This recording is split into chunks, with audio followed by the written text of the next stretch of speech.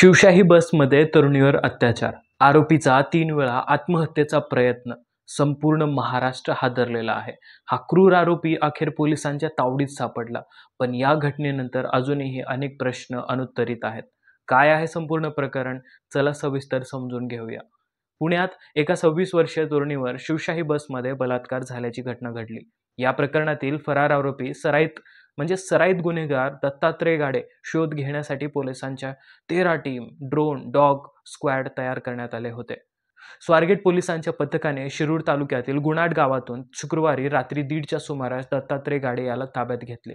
आरोपीच्या प्राथमिक वैद्यकीय तपासणीत त्याच्या गळ्यावरील दोरीचे वण असल्याचे आढळून आले. पुण्याचे पोलीस आयुक्त अमितेश कुमार यांनी याबाबत पुष्टी देखील केली आहे. आता स्वारगेट बलात्कार प्रकरणातील आरोपी दत्तात्रय गाडे याने तब्बल 3 वेळा आत्महत्या करण्याचा प्रयत्न केला असल्याची माहिती समोर आली आहे. याबाबत मिळालेल्या माहितीनुसार दत्तात्रय गाडेच्या गळ्यावर वण आहेत. हे वण त्याने आत्महत्या केल्याचा प्रयत्न दर्शविणारे आहेत.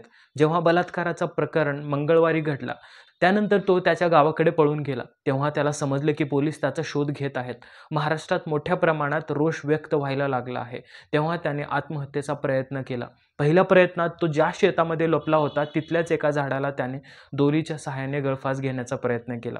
मात्र ती दोरी तुटली. त्यानंतर तो पळून जात असताना विष किंवा कीटकनाशक मिळवण्याचा तो प्रयत्न करत होता, परंतु ते देखील त्याला मिळाले नाही. त्यानंतर त्याने पुन्हा एकदा गळफास घेऊन आत्महत्या करण्याचा प्रयत्न केला.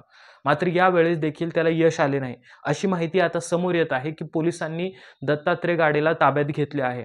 आज त्याला पुण्यातील न्यायालयात हजर करण्यात येणार आहे. फास्ट ट्रॅक कोर्टवर हा खटला चालवण्यात येणार आहे.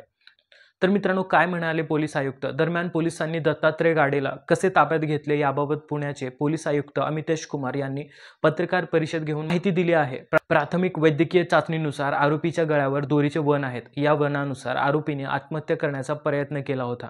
आरोपीने तशी कबुली दिली आहे.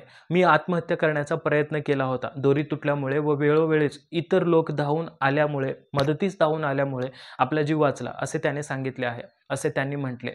मित्रांनो, तुमची मते कमेंटमध्ये नक्की सांगा. हा व्हिडिओ शेअर करा, जेणेकरून समाजामध्ये जागरूकता निर्माण होईल. आणि अशाच महत्त्वाच्या विषयावर अपडेट मिळवण्यासाठी चॅनलला सबस्क्राईब करा. उमेश मुंबईवाला.